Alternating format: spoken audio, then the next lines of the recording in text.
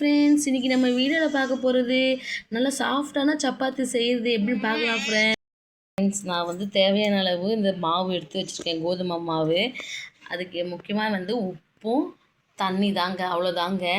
நம்ம வேறு எதுவும் இதில் வந்து எண்ணெயோ இல்லை வேறு சீஸு பட்டரு அந்த மாதிரி எதுவுமே நீங்கள் சேர்க்க தேவையில்லைங்க. வெறும் உப்பு தண்ணி மட்டும் சேர்த்து நல்லா பிசைஞ்சு நல்லா ஊற வச்சுட்டு ஒரு 10 நிமிஷமோ 15 நிமிஷமோ உங்களுக்கு தேவைக்கும் நீங்கள் வந்து அதை நல்லா மாவை வந்து ஊற வச்சுட்டு அதுக்கப்புறம் நீங்கள் பிசைஞ்சு சுடலாங்க. எண்ணெய் வந்து நீங்கள் இந்த மாவு பிசையும் போது எண்ணெய் சேர்த்து பிசைஞ்சிங்கன்னா நீங்கள் ஊற வைக்கும் போது நல்லா சாஃப்டாக இருக்குங்க. அதுக்கப்புறம் சப்பாத்தி சுடும்போது அதுலேயுமே நீங்கள் எண்ணெய் வந்து நம்ம சேர்ப்போம். அப்போ வந்து என்ன பார்த்தீங்கன்னா, இப்போ எண்ணெய் பொருள் எதுவாக இருந்தாலுமே இந்த மாவு கூட சேர்க்கும் போது நீங்கள் அதை மூடி வச்சாலுமே கொஞ்சம் நேரத்துக்கு தாங்க அது சாஃப்ட்னஸ் கொடுக்கும். அதுக்கப்புறம் பார்த்தீங்கன்னா அது ரொம்ப வரன்னு ட்ரையாக காஞ்சி போன மாதிரி ஆகிடுங்க. நீங்கள் எண்ணெய் சேர்க்காமலேயே இந்த வந்து மிக்ஸ் பண்ணி பிசைஞ்சு வச்சுக்கலாம். இப்போ நான் பிசைய போகிறேன். பாருங்கள் ஃப்ரெண்ட்ஸ், கோதுமை மாவு நல்லா இந்த மாதிரி பிசைஞ்சு எடுத்துக்காச்சு. ஃப்ரெண்ட்ஸ், மாவு வந்து நல்லா பிசைஞ்சாச்சு. பாருங்கள், நல்லா அழகாக ஷேப் பிடிக்கு பாருங்கள். இந்த மாதிரி பிசைஞ்சு வச்சுக்கோங்க. அது வந்து பார்த்திங்கன்னா தண்ணி வந்து நீங்கள் மாவில் ரொம்ப அதிகமாகவும் இருக்கக்கூடாது, ரொம்ப ட்ரையாகவும் பிசையக்கூடாதுங்க. ஒவ்வொருத்தங்க வந்து மாவு பிசையும் போது பார்த்திங்கன்னா மாவு வந்து ரொம்ப ஹார்டாக ட்ரையாக இருக்கிற மாதிரி இருக்கும். அந்த மாதிரி வந்து நம்ம பிசையக்கூடாது. கொஞ்சம் நல்லா தண்ணியாக தள்ளுன்னு கொஞ்சம் நல்லா பாருங்கள், மாவு கை உள்ளே விட்டால் எப்படி பாருங்கள் எப்படி இருக்குது பாருங்கள். நல்லா சாஃப்டாக பிசைஞ்சு எடுத்துக்கணும். ரொம்ப அழுத்தம் கொடுக்கக்கூடாது. இந்த மாவில் ரொம்ப ஹார்டாக போட்டு நல்லா அடித்து அந்த மாதிரி பிசையக்கூடாதுங்க. இப்போ அந்த மாதிரி பண்ணிங்கன்னா மாவு வந்து ரொம்ப ஹார்டாக ஆகிடும். சப்பாத்தி பார்த்திங்கன்னா நம்ம அதே மாதிரி ஹார்டாகவும் வரும், சாஃப்டாக இருக்காது மாவு. பாருங்கள், நல்லா தள்ளுன்னு இங்கே பாருங்கள், விரல் விட்டால் உள்ளே நல்லா போகுது பாருங்கள். இந்த மாதிரி நல்லா பிசைஞ்சு எடுத்துக்கலாம்.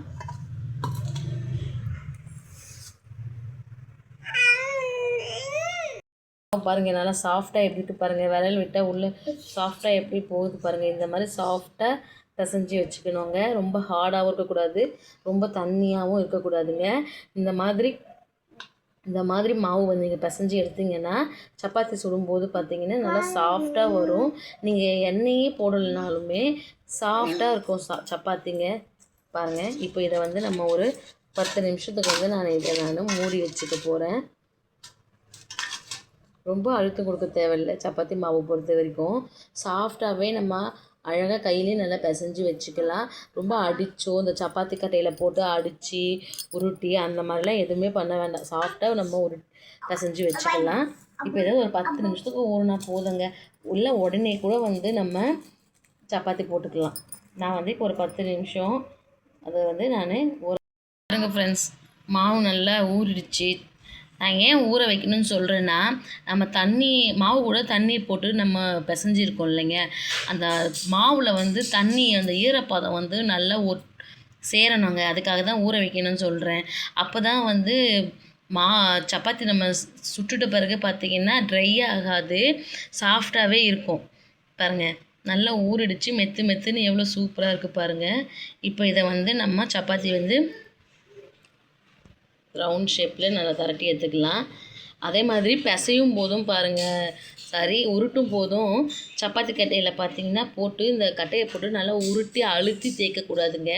அதுவுமே வந்து நம்ம ட்ரையாக இருக்குது பார்த்திங்கன்னா இந்த மாவு, அதை வச்சு நம்ம தேய்க்கும் போது சாஃப்டாக அந்த கட்டையை வச்சு உருட்டணுங்க. ரொம்ப அழுத்தி தேய்ச்சினிங்கன்னா அதுலேயுமே ரஃப்பாக ஆகிடும் சப்பாத்தி. பாருங்கள், மாவு பொருள் எப்போவுமே நம்ம எது செஞ்சாலுமே கொழுக்கட்டை ஆகட்டும் வேறு எது பலகாரங்கள் எது செஞ்சாலுமே சாஃப்டாக பிசைஞ்சு செஞ்சிங்கன்னா அது நல்லா சாஃப்டாகவும் டேஸ்ட்டாகவும் இருக்கும், ருசியாக. அழுத்தி தேய்க்க வேண்டாம். பாருங்கள், இப்போ இது எல்லாத்தையும் நான் உருட்டி எடுத்துக்கிறேன். பாருங்கள் ஃப்ரெண்ட்ஸ், நல்லா வந்து சப்பாத்தி மாவு வந்து திரட்டி எடுத்தாச்சு. நல்லா அழகாக ஷேப்பாக எப்படி வந்திருக்கு பாருங்கள். அதே மாதிரி இது உருட்டும் போது ரொம்ப மாவு போட்டு நம்ம ட்ரை மாவு இருக்குது பார்த்தீங்களா, அது நிறைய போட்டு நம்ம திரட்ட தேவையில்ல. ஏன்னா அந்த மாவு நிறைய சப்பாத்தியில் ஒட்டி இருந்துச்சுன்னா நம்ம சுடும்போது பார்த்திங்கன்னா தவாவில் வந்து நிறைய அப்படியே அந்த எண்ணெயில் சூடில் வந்து பட்டு கருகிடும். சப்பாத்தி எல்லாம் பிளாக்காக ஒட்டி கருப்பு நிறமாக ஒட்டி சாப்பிட்றதுக்கும் ஒரு மாதிரி இருக்கும். தீஞ்சு போன மாதிரி இருக்கும். நல்லாவும் இருக்காது சாப்பிட்றதுக்கு. அதனால திரட்டும் போது மாவு வந்து இதில் நிறைய இல்லாத மாதிரி பார்த்துக்கோங்க.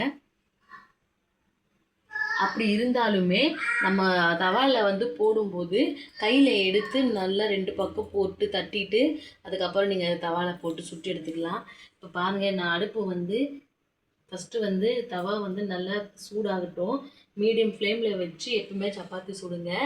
சிம்மில் வச்சு சுட வேண்டாம். சீக்கிரம் வந்து அது சப்பாத்தி பொறுத்த வரைக்கும் நல்லா அனல் வந்து அதுக்கு இருந்தால் தான் சீக்கிரமாக உப்பும், நல்லாவும் சீக்கிரமாக நல்லா உப்பி வரும், சூப்பராகவும் வரும்.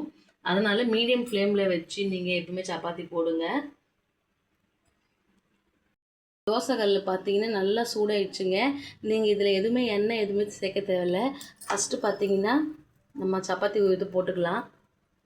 அதில் போட்டு ஒரு 2 நிமிஷம் வந்து 2 சைடுமே கொஞ்சம் நல்லா சூடானதுக்கிற வரைக்கும் நம்ம பரட்டி எடுத்துக்கலாங்க. பாருங்கள், இந்த மாதிரி வந்ததுக்கு அப்புறம் தான் எண்ணெய் ஊற்றி நீங்கள் சப்பாத்தி சுடணும். அதுக்கு முன்னாடியே வந்து மாவு பச்சையாக இருக்கும்போது ஊற்றாதீங்க. இந்த 2 சைடும் வந்து கலர் மாறிடுச்சு பாருங்கள், எப்படி இருக்குது பாருங்கள். இந்த மாதிரி கொஞ்சம் லைட்டாக போட்டு போட்டு எடுங்க.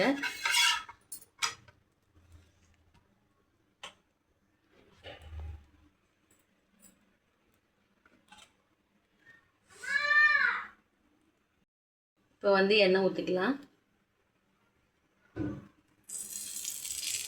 எண்ணெயுமே நான் நிறைய ஊற்றலை பாருங்கள்.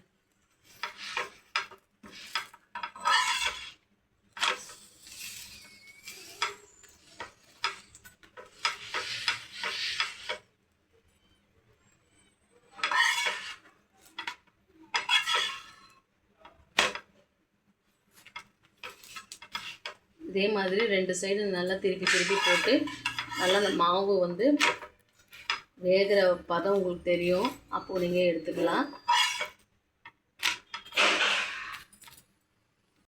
ஃப்ரெண்ட்ஸ், சப்பாத்தி எல்லாமே போட்டு எடுத்தாச்சு. நல்லா சூப்பராக எப்படி இருக்குது பாருங்கள். சுட சுட நல்லா இருக்குது, சாஃப்டாக. இது வந்து நம்ம வந்து எவ்வளோ நேரம் வச்சுருந்தாலும் அதனோட சாஃப்ட்னஸ் வந்து குறையவே குறையாது. நீங்கள் இந்த மாதிரி ட்ரை பண்ணி பாருங்கள் ஃப்ரெண்ட்ஸ். என்னோடய வீடியோ பிடிச்சிருந்தா லைக் பண்ணுங்கள், மறக்காமல் சப்ஸ்கிரைப் பண்ணுங்கள் ஃப்ரெண்ட்ஸ். என்னோடய சேனலுக்கு சப்போர்ட் பண்ணுங்கள் friends. Thank you, bye bye, Tata.